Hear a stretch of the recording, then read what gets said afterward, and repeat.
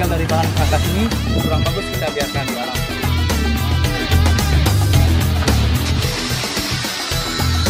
Mengalami pembentukan atau pengawatan, jadi saya ngikut saya dalam membuat bonsai dengan berapa Pak Simon? Kali ini 100. Bagus sekali ya, harganya 5 juta. Oke sobat bonsai, ketemu lagi di channel Bonsai Made in Bali, dan kali ini saya berada di standnya Bapak Suparno ya. Ini saya berkunjung ke salah satu stand bonsai yang berada di daerah Tabanan ya. Jadi sahabat bonsai yang berada di daerah Tabanan ya sudah pasti tahu ya tempatnya Pak Suparno ini, yaitu yang berada di wilayah Grogak, Tabanan ya, di timurnya lapangan Debas. Jadi kita kenalan dulu dengan pemilik standnya, yaitu Bapak Suparno. Pak Suparno, Halo. gimana kabarnya? Ya, sehat. Sehat ya. Jadi Bapak Suparno ini sudah lama sekali ya menekuni bonsai ya, hobi bonsai. Jadi Pak No, mungkin sudah berapa lama menekuni bidang bonsai Pak No? 15 tahun. Oh, ternyata Pak No ini sudah 15 tahun ya berkecimpung di dunia bonsai, dan akhirnya Pak Suparno ini memiliki stand bonsai di timurnya lapangan Debas. Dan di video kali ini saya bersama Pak Suparno ya akan membentuk atau mereposisi atau kita ulang bentuk ya Pak ya. Ya, Nanti kita ulang bentuk dari akar, kemudian dari percabangan ya. Untuk berat dasar kita tidak bisa rubah karena batangnya sudah besar. Jadi yang kita rubah adalah posisi, akar, dan juga percabangannya. Nanti kita lihat bagaimana saya bersama Pak Suparno akan mengulang bentuk ya. Nah, sahabat saya bisa lihat ya dari bahan dari kimeng ini. Ini kimeng ini sangat menarik sekali sebenarnya ya, dari gerak dasar ya atau gerak batangnya sudah lekukannya sangat bagus sekali. Namun kekurangnya di bagian akar ya. Untuk bahan ini kurangnya di bagian akar. Dan juga kita akan menentukan tampak depan ya Pak No ya. Ya. Nanti kita pilih tampak depannya. Jadi sahabat saya bisa lihat ya. Ini bahannya ya, ini bahan dari kimeng. Nah, ini dia bahannya. Jadi kita pilih-pilih dulu tampak depannya. Jadi untuk tapak depan ya Pak No, saya sedikit mau tanya, tapak depan itu yang bagus dari mana Pak No? Dari ini. Dari sebelah sini ya? Ya,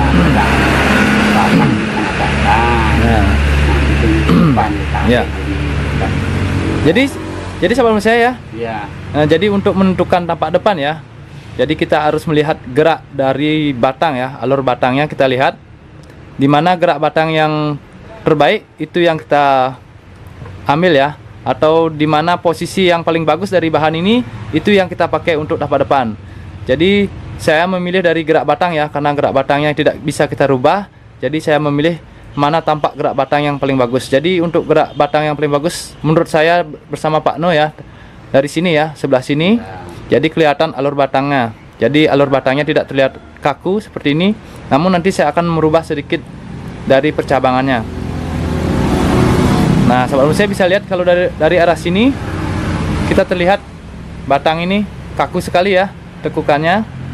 Namun untuk percabangan sudah bagus dari tapak dari sini, namun dari alur batang kurang bagus.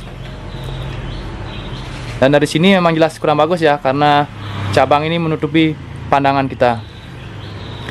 Dan dari sini juga kelihatan alurnya juga kurang bagus. Nah, jadi tampak yang paling bagus ya dari bahan ini adalah dari sini ya. Jadi kita lihat dari alur batangnya. Dan tidak ada cabang yang mengarah ke sudut pandang, jadi tidak menutupi pandangan kita. Jadi sebelum kita melakukan pembentukan atau pengarahan dari cabang-cabang ini, kita lihat dulu akarnya ya. Lihat dulu perakaran dari bahan ini. Kemudian kita untuk gaya tegak berliku ya, seperti ini disebut dengan gaya tegak berliku. Jadi kita harus mendapatkan akar yang menyebar, yang ukurannya hampir sama dan keliling ya. Jadi akarnya keliling seperti itu. Ayo kita lihat akarnya. Jadi kita rapikan akarnya.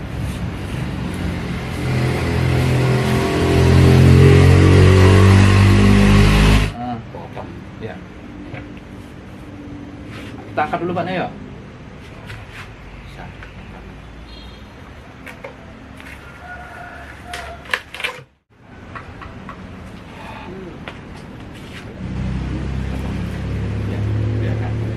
sebelum saya bisa lihat ya, dari akar dari kimang ini kita rapikan dulu.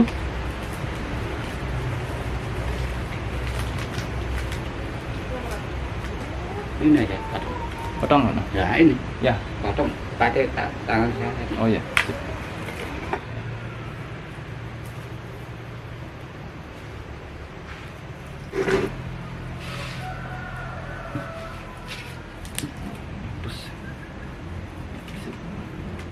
Nah, jadi sahabat saya bisa lihat ya. Ini ada akar yang masuk ke dalam. Jadi seharusnya kita untuk bahan yang tegak ya, kita harus mendapatkan akar yang menyebar ya, atau keliling ke samping. Jadi ini harus dibelah ya.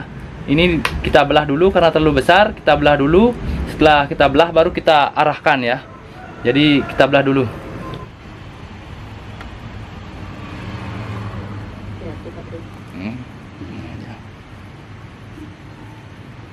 Ya. Nah, Nah, nanti ya. nah sebelum saya bisa lihat ya. Ini sudah kita belah. Jadi jika sudah akar yang besar, jika sudah kita belah seperti ini, kita gampang mengarahkannya. Tambah lagi ke atas sedikit.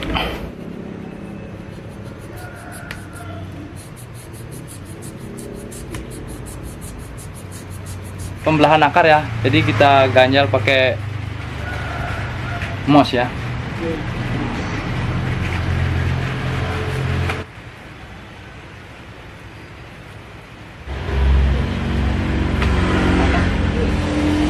Untuk rongga-rongga ya kita bantu dan tutupi menggunakan mos ya, agar pertumbuhan akar lebih bagus ya. Jadi Bapak Suparno ini sudah lama ya berkecimpung di dunia bonsai, jadi untuk pengalaman di bidang bonsai sangat banyak ya.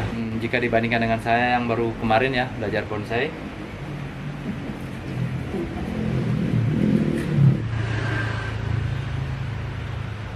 Sahabat bonsai bisa dilihat ya proses kita merapikan akar.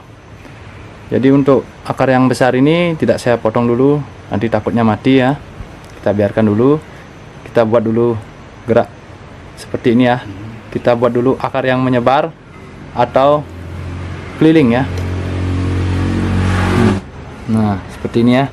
Ini tadi kita belah, kita usahakan kita tarik-tarik akarnya ke samping supaya mau keliling dan juga menyebar dengan ukuran yang hampir sama ya. Diusahakan untuk yang hampir sama. Ini sahabat bonsai untuk proses akar kita biarkan dulu sampai sini, kita tunggu prosesnya lagi. Jadi kita nanti akan memilih tapak depan dan juga kita arahkan percabangannya. Kita naikkan lagi ke pot ya. Angkat tangan ke bawah.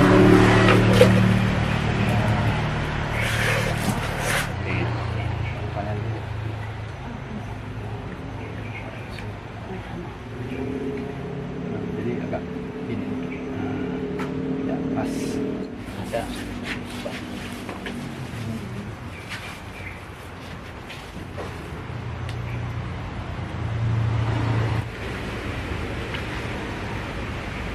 Kita pindahkan lagi ke pot ya. Saya juga takut nanti bahan ini menjadi stres, jadi saya sedikit memotong akarnya ya. Jadi tidak beberapa akar tidak saya potong ya, dan saya hanya melakukan sebit batang yang besar. Jadi sebit batang yang besar, jadi akar yang besar itu bentuknya masuk ke dalam, jadi tidak mau keluar. Jadi saya sebit saja karena ditekuk juga tidak bisa, jadi saya sebit dulu baru saya tarik keluar. Oke, sahabat saya, setelah kita melakukan program akar atau kita rapikan akar dari bahan kimang ini, kita langsung saja kita pilih tapak depan, kemudian kita rubah atau kita bahan ini sudah dibentuk dulu ya kemarin sama Bapak Suparno. Namun kali ini kita rencananya mau merubah ke yang lebih baik ya. Jadi kita lihat dulu dari sudut pandang ya, sahabat saya. Jadi tadi sudah ditentukan, kita berdua menentukan untuk sudut pandang ya. Untuk sudut pandang dari bahan ini dari sini ya. Dari sini, dan kita langsung saja kita bentuk atau kita arahkan dari percabangannya. Ya.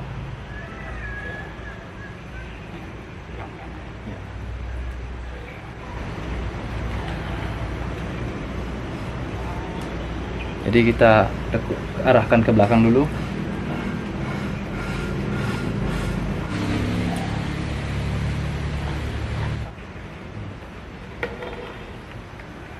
Jadi kita arahkan sedikit ya percabangannya agar kelihatannya lebih, alurnya lebih bagus ya, atau tidak kaku alurnya.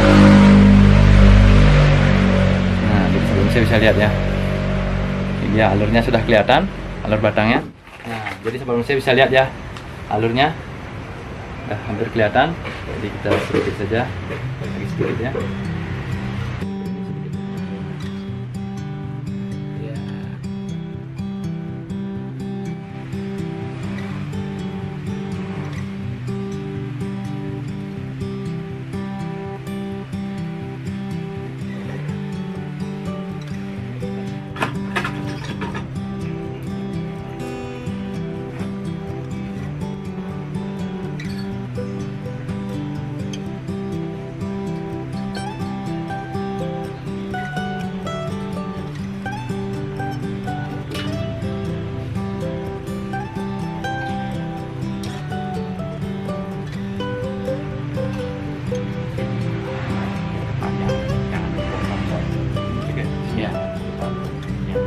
Dia ya proses kami dalam membentuk ulang dari bahan dari kimang ini ya. Jadi bisa dilihat ya hasilnya.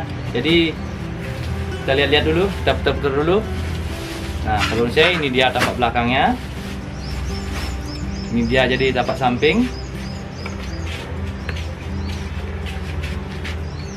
Dan ini dia ya tapak depannya seperti saya bisa dilihat.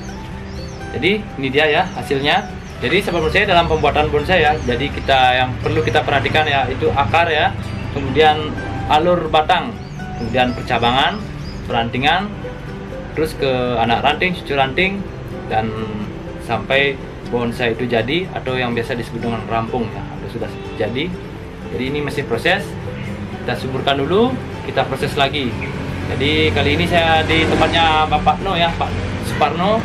Jadi terima kasih Pak ilmunya ya, dalam membuat bonsai. Saya juga banyak belajar dari Pak No ini ya dalam proses pembentukan bonsai. Jadi kita berhasil membentuk ulang dari bahan dari kimang ini. Jadi seperti ini hasilnya. Nah, ini dia ya tampak depan dari bahan kimang ini. Dan terima kasih sudah menonton video ini. Sampai ketemu di video-video saya berikutnya. Semoga bermanfaat. Oh.